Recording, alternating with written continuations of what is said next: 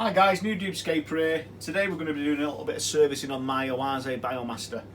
There's different parts to the filter that you can service on a regular basis, besides just general maintenance of the cleaning the filters and things like that. Today we're going to concentrate on the pre-filter module.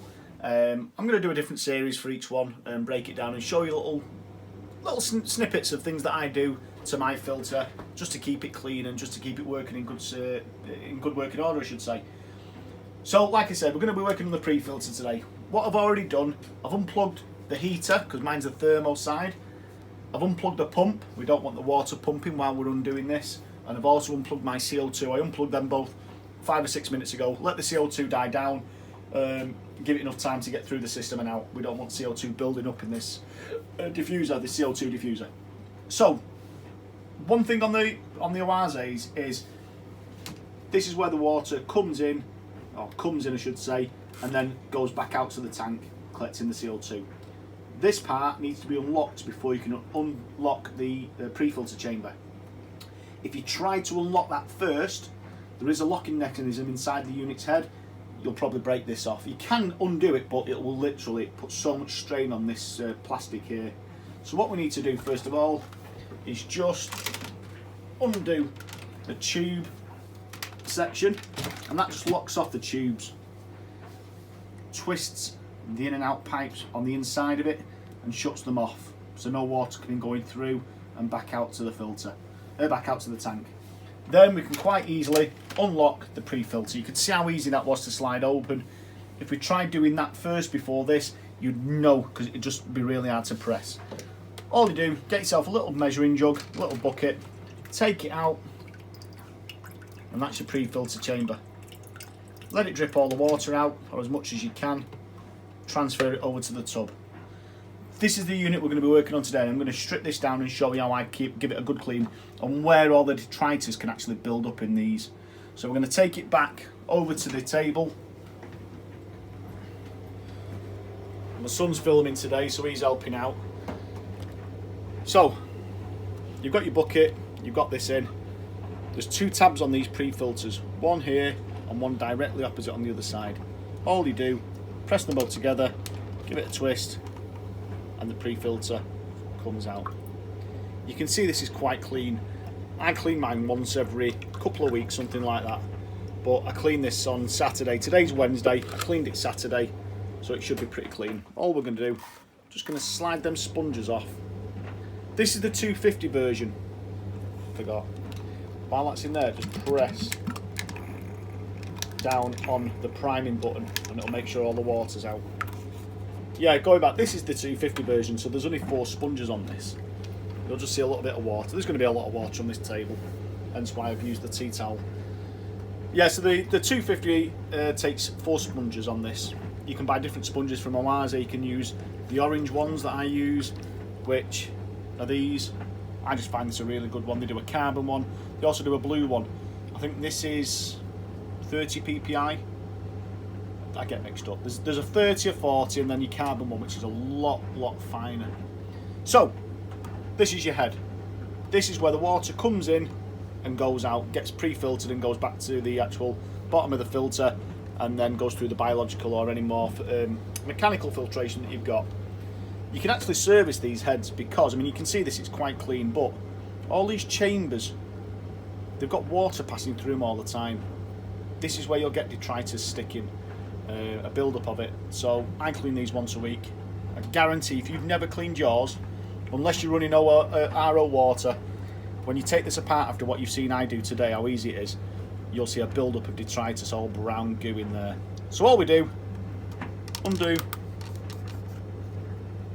the intake part, you're left with this, just the head.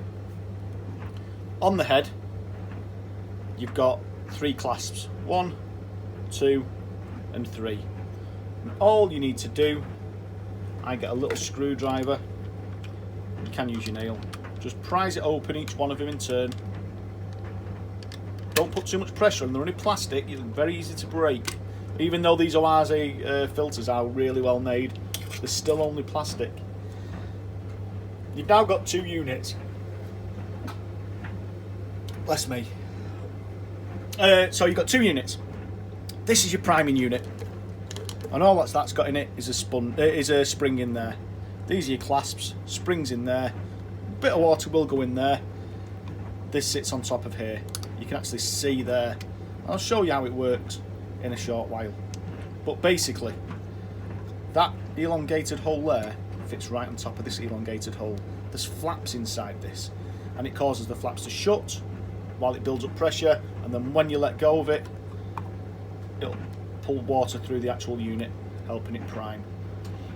So again, you've got this big rubber diaphragm on the top, and you can easily take these off. All you do is just peel it off. Dead simple. They just undo, and it's all one unit. Try and keep this level when you're doing this. There's your rubber diaphragm. Okay? You can only go back on one way, where the two holes are. One big hole, two small holes. Yeah? We'll put that to the one side. You've then got this chamber here. Inside this chamber is housed two flaps. There's one. Put that to the side. There's two. Now, that's totally empty now.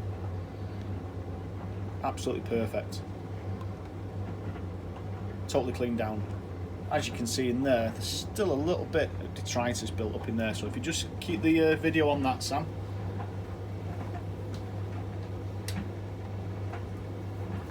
You'll notice if you've never cleaned this before, when you take this apart, this will be absolutely slimy as anything. And all you do, just give it a wipe down. All in the nooks and crannies. A good tool to use for this are these. These are like a little pipe cleaner you can get from Amazon or anywhere like that. I think I got this with a dual filter. It came with something like that. And with these, you can clean all the little holes. Get it into all the little nooks and crannies. Give it a good clean out. This is quite clean, like I said. All we do then, I'll take these and I'll just show you how these go back. As you can see now, the side of it's like an L. Okay, so you're wondering which way does it go. Well, as you can see on here, this has got a thin prong, and that's the full size prong with the thicker one. Can you see that against my finger? Now, in here, you can see a thinner saddle and a thicker saddle here. So it'll only go in one way. If you try to put it in the wrong way, it just won't sit in proper. It'll always be at an angle, won't sit in proper. So all you do is take that, sit it in. Get the next one, again, the other seats, drop it in. It's as simple as that, and as you open it like that, you'll see them open. Just push that in there. Came out, sorry. Maybe I shouldn't have used a sponge, but there you go, here's what it is. So, like I said, there's only one way these will go in. Like that. Seat that to one side, get your diaphragm. Again, check it for any splits, any tears, any wearing, anything like that. Give it a wipe down. And look, I only cleaned this on Saturday, it's now Wednesday, and there's already detritus starting to build up. Give it a wipe down. You can get this in a bucket of water, you can give it a good clean out, give it a nice clean. Then all you do, back onto here, and you can see there's only one way it's going to fit. All you do is seat it in there on the top, making sure both your flaps are engaged. Push that down, feed it over the hole, done. That one's already over the hole. That's how easy it is to do. Make sure they're nice and snug in, make sure the diaphragm's nice and flush to the top. You can hear the little flaps inside opening and shutting, and they're what you can hear when you start priming. You can hear it. Well, if you tried doing the priming on an empty filter, brand new out the box, you'd hear that clickety click. Now getting this back together again, you can see where that hole is, you can see where that hole is. It's a matter of just offering them up. If you didn't go for that hole and you tried to offer them up a different way, they're actually offset, these little brackets. So as you can see there, I've got that one in line, but that one's nowhere near. They're all in line. Hole, hole, push it, clear the clip. Make sure they're all engaged. That unit is now clean. Fully cleaned out, no detritus in it, if you've done a good enough job and spent plenty of time on it. Getting in all the little nooks and crannies. Again, cleaning all the time, all these little parts. And put that to one side. You've then got your tube. The filters, the foams I should say, fit on the outside of this. These are the holes that come with it, already pre-drilled in the biomaster. All these holes. I've made some of them bigger because these holes, I think, and from what I've read, do restrict the flow. So I've made some of these holes, as you see, probably 5, 6, 7 times bigger than what they originally were. To clean this out, all you can do is just take the end cap off, get yourself one of these, give it a good clean. You can use one of these, which is an ADA lily pipe cleaner. I use these for my lily pipes. You can use anything. It's quite good plastic, it's quite thick. You can feed it in there, underwater in your kitchen sink, full of water, nice warm water. Give it a clean. Once you've got it, you can put this back in. Just so you know, on these, the water in these comes in through the head, goes in through these holes, comes out of here. So it will come in through there. So it comes in from the head, from the hose I should say, from the tank, from the inflow. Comes in through there, out here, and there's a little hole inside there, I don't know if you can see it. It comes out and floods over into the tube here, inside there, where the sponges are. The sponges then, all lined up, water's circulating around it.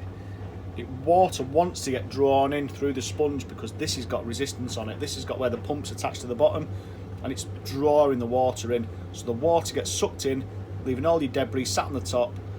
Clean water going inside the pump, then it can go into either more mechanical filtration if you want finer mechanical filtration, or your bio load. But as you can see there, the water comes in here. So effectively, this part of the sponge always, whichever way you've got it, is going to be the one that gets more rubbish built up on it, more detritus built up there. So that's just food for thought. We'll put this back together again. I'm just going to empty this water out. There's your sponges. Give them a quick squeeze. This is actually aquarium water that's come out of the pre-filter chamber. But you can use tap water because these sponges aren't biologically active. They're just there for pre-filtering. All the biologically active gear that you're going to use on your fish tank is going to be inside the main housing of the filter. Thread your sponges on. Line up your holes to your tabs. Offer it up. Take your time when you're doing it. Again, it's only plastic. Make sure they're both inside and locked in. There you go. Nice and locked home. Perfect. Perfect. Nice and clean. Give it a wipe down. Again, detritus. This is sat in water, isn't it? If you look at the way the trays are designed on these biomasters, this is actually going into the tank. Like I say, water comes in from it'll be like this. Like this. Your hoses are sat here. Water comes in through the head, through this hole, down through the outside of the sponges. Water gets sucked in through the sponges, up through the centre pipe, and gets fired out from here. Where it starts then, goes in, your heater's next to this. Water goes from here, over into your heater, around your heater and down to the bottom of the actual canister, and then back up through all your media in your canister. So we're going to put this back together again. Just a short video today. Give it a wipe down. In there, you've got a rubber seal. Check that, lube it up regular. I do mine every 6 months with a little bit of Vaseline or petroleum jelly. Food grade, you can use anything. I'll be honest with you, these rubbers, these are made in Germany, these filters, and the rubbers that they use on these are absolutely brilliant. So withstanding of all the pressures. So we'll get this back together again inside the filter. Okay. Just going to show you this first. When you go in and put it back in, you've got a short tab and a long tab. That determines which way it goes in. You can't see, but inside here on one side you've got a short hole, on the other side a longer hole. Short hole, long hole. Short tab, long tab. All you do, because this is full of water, Drop it in slowly. The sponges in there now are sucking up all that water. Okay, make sure it's firmly pressed down. Lock it over, pull it up. If it doesn't move, doesn't twist, doesn't pull up, it's locked. Then we can redo the hoses. Push them down, turn, and if you look at the tank, without even pressing the priming button, because of the gravity, this is below the tank obviously, like most external filters will be, the water gets drawn out into the filter, expelling all the air out. I'm just going to prime it a couple of times, just to make sure. There we go, can't hear any more bubbles. We can then just plug in the pump side. I don't know if you can see this, I've marked up both my plugs, P and H, pump and heater. I don't want to just unplug the pump and have a heater sat there on full. Plug in the pump, you'll hear all the little fine air that was sat in the pre-filters. Sat in all the pre-filters, now it's expelling all that air that's sat in the sponges. As you can see up the top, you'll see all the little bubbles starting to come out. Just give it 10 minutes. Don't worry about it. 5 minutes, something like that. Don't worry about it. Let it do its thing. Once all the air's been expelled and the filter's fully all watered up, full of water, you can then pump in your heater, give it a couple more minutes, plug in your CO2. Today it's 2 o'clock or 20 past 2. I think my CO2 runs from 10 in the morning up to about 4 or 5, 8 hours, so about 6 o'clock tonight. It's 2 o'clock now, so I'm halfway through the CO2 system program. So yeah, that's it. Right, next time we'll talk about taking the heater out, because I've had a couple of people, or I've seen on forums where people struggle to get the heaters out of these biomasters, and I've got a really simple way of getting them out. So we'll do that on the next one if people do if they're interested. See you later. Bye bye.